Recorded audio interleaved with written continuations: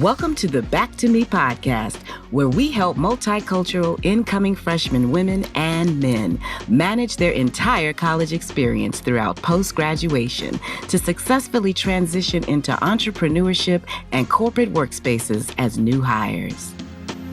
Back to me. Oh, I turned it around. I'm back to me. I finally figured it out. I'm back to me. So when you think you have nothing, back to me. I go back to me. Yeah, I'm back to me. Hello, everyone. It's your host, Yoli Tamu. In a world filled with dreamers, it has been said that the successful ones never give up on themselves. In this week's episode of our third annual Divine Nine series, How Sororities and Fraternities Support Mental Health Awareness, we are joined by Dr. Ashley Little, an award-winning serial entrepreneur and Spring 2007 Initiate Alpha Mu chapter member of Delta Sigma Theta Sorority Incorporated. As Miss Georgia Global Continental 2023 host and executive producer of Creating Your Seat at the Table show, Dr. Little and her guests preserve the legacy of HBCUs by contributing to endowments and empowering young entrepreneurs through firsthand accounts of their personal journey to success. Find out how Dr. Little maintains her mental health and why she believes it is also important to preserve the legacy of sororities and fraternities. Enjoy. Now more than ever, we need to band together to preserve our dignity and our legacy. As we continue to celebrate distinguished guests from the Divine Nine series, we are joined by an award-winning serial entrepreneur and Spring 2007 initiate into the Alpha Mu chapter of Delta Sigma Theta Sorority Incorporated. Welcome to the podcast, Dr. Ashley. How's it going? Thank you for this amazing opportunity. I'm excited to be on your amazing platform today and look forward to having a great conversation. Yes, I was so glad to find you on Instagram. You just did an event. I believe you were honored at Women Doing It Big. I did. Yes. Good for you. Women doing outstanding things over there. And I'm so glad to have you with us. Yes. Okay, so now you also told me that you were recently crowned Miss Georgia. Is that correct? I was recently crowned last October. Mm-hmm. Oh my goodness. Congratulations. You are a busy lady. Thank you. So now how do you plan to use this new platform to represent your state? Hey, continuing to do the work that I'm already doing, making sure that our voices are heard, and also continuing to bring exposure to our HBCUs, making sure that people understand the purpose behind it, why they're important, the importance of it, and the importance of definitely just sharing our stories in general. My whole platform, as far as entrepreneurship in general, is about creating seats and tables for others and making sure that people share their stories and reach back and help others and do the same. So I continue to, as far as my Miss Georgia platform is continuing to do the work that I'm already doing and continuing to change lives. That's what we're doing. All right. I love it. Now you just mentioned creating a seat at the table. That's your talk show, right? That's actually my media brand. I have my show and my magazine. Excellent. And so what do you kind of cover on that, creating a seat at the table? You're bringing alumni together, or what do you do on that show? So creating your seat at the table, I'm talking to amazing people throughout the country. I'm talking to people globally that are creating their own seat at the table and those that have created seats at the tables for others. So I'm talking to, entrepreneurs, successful entrepreneurs. I'm talking to 6, 7, 8, and 9 figure earners. I'm talking to people that have really created and built tables and invited others and reached back and helped others. I've interviewed some of the most influential people in the world. I've interviewed Dr. Dennis Kimbrough. I've interviewed Les Brown. I've interviewed one of our Black billionaires, Dr. Michael V. Roberts, and many, many more. And they've really shared their stories. And so we really have people at the table that can really give our audience that growing entrepreneur strategies of how they've created their seat at the table and their journey of being successful. And people that come on the show also share their successes and their failures, right? And so like I said it before, I'm talking to entrepreneurs, I'm talking to authors, I'm talking to corporate executives, I'm talking to very successful people to really come on it, really can change and share their wisdom, their knowledge, and their nuggets to help our audience get to that next level. Wow, that's powerful. That's amazing. So now, is there like a consistent lesson that comes out of those experiences with those powerful people? Like you hear a consistent theme throughout? You're walking away with a lesson from them all that's similar? The most consistent thing I hear as I continue to interview guests that are on my show is just being able to make sure you're doing the work. Make sure you're doing the work and create your table. Don't wait for anybody else to give you a seat. If you want to do something, do the work, create your own seat. And that's the most powerful thing that I always talk to my audience about when I'm interviewing people on this show is that, hey, get out there and do it. The sky, there's no limit. I don't believe the sky's the limit. There's no limit. So whatever you're going to do, get out there and do it. Everybody started somewhere. Everybody is scared. But the difference between someone that's successful and someone that's not is they didn't give up. That's the difference. Wow. Well, hey, we're here. We're glad that you're with us, having a seat at our table. How about that? How about that? Absolutely. Absolutely. I love it. Okay, so now what drew me to you was the HBCU Experience movement. Can you tell us about this project and what was the purpose behind this movement?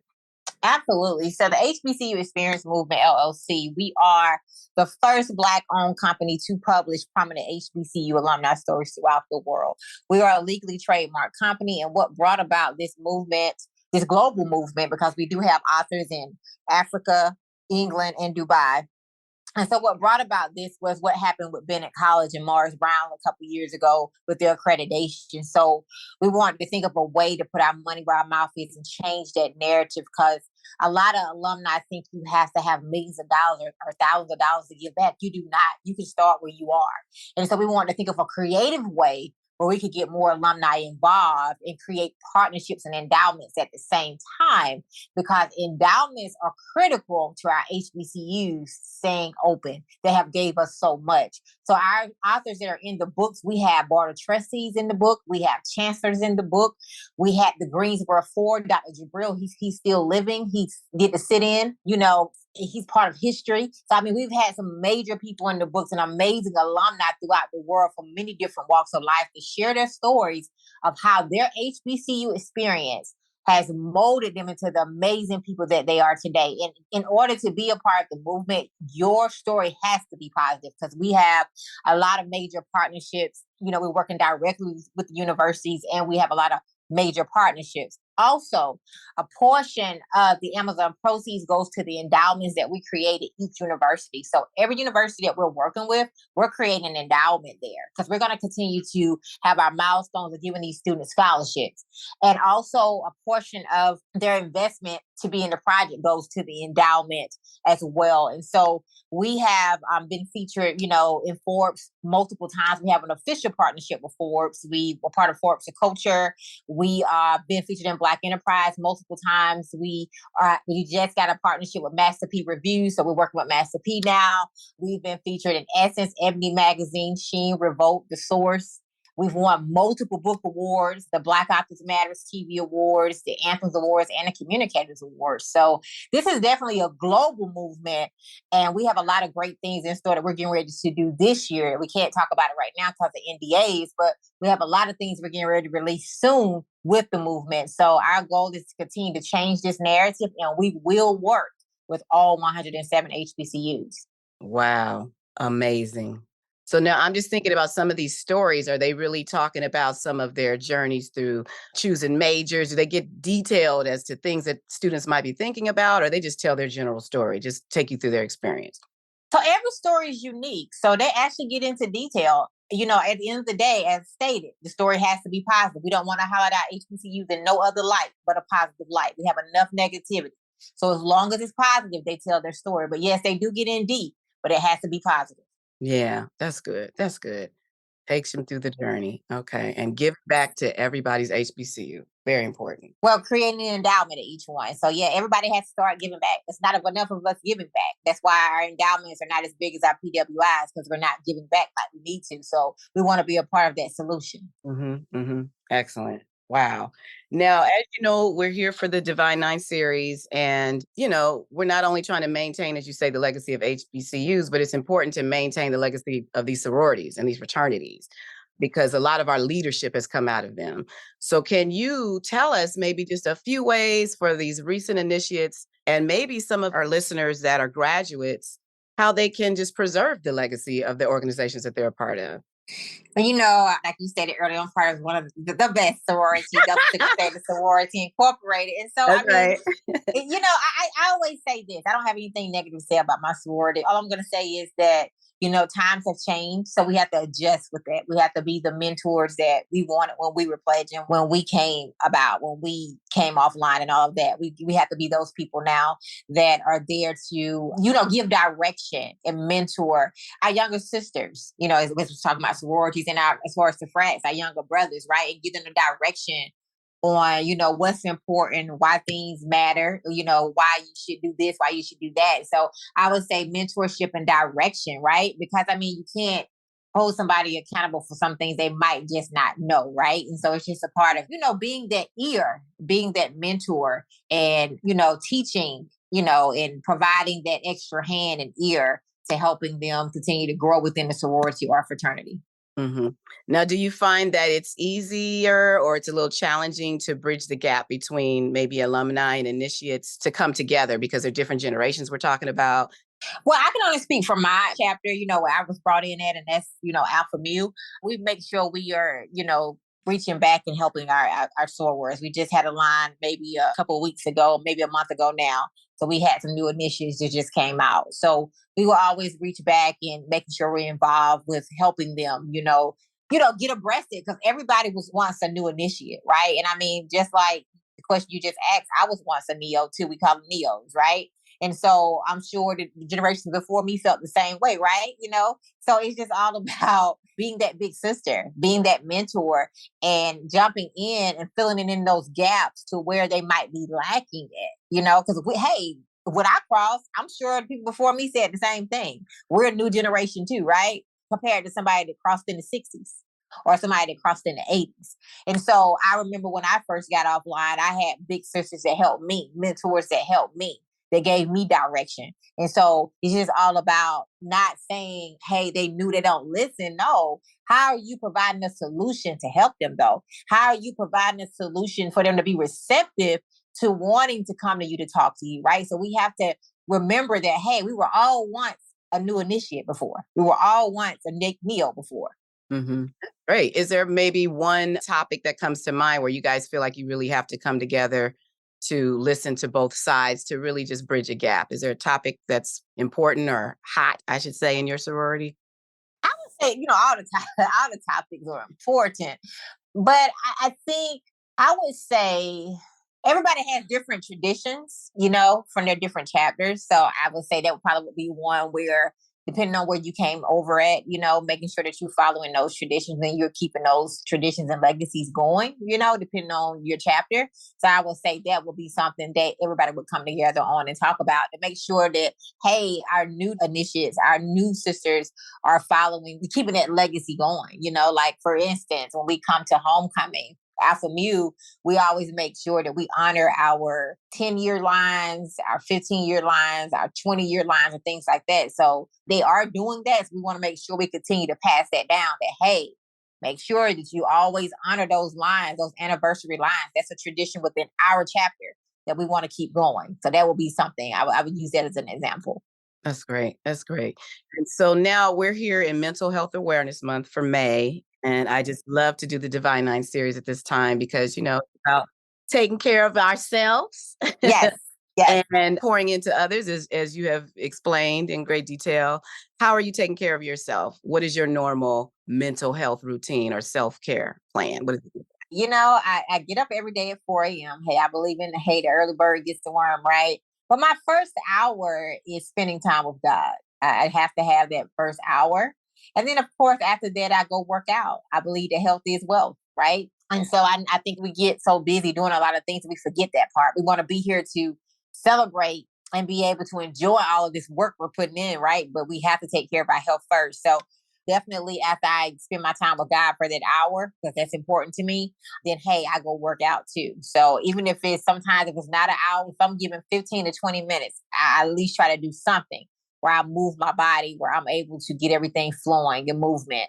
And then after that, start my day and start tackling different things. But I always say at 4 a.m. in the morning, to me, that's the best time because most people are asleep and you're not being interrupted like you would at 9 o'clock in the morning, And I love how you said, even if it's just 15 or 20 minutes, if you can't get the full hour in, can you feel a difference if you miss that time frame throughout the I day? can. I do. I can tell when I haven't worked out. I can tell because it's a different feeling. The energy is different for me. I can like, oh gosh, gotta work out tomorrow because I just felt a little drowsy today, or it's just something just was different. But yes, my body definitely can tell. Now, do I work out every day? I don't work out every day. Sometimes I do, sometimes I don't. But I at least try to work out at least 3 to 4 times a week.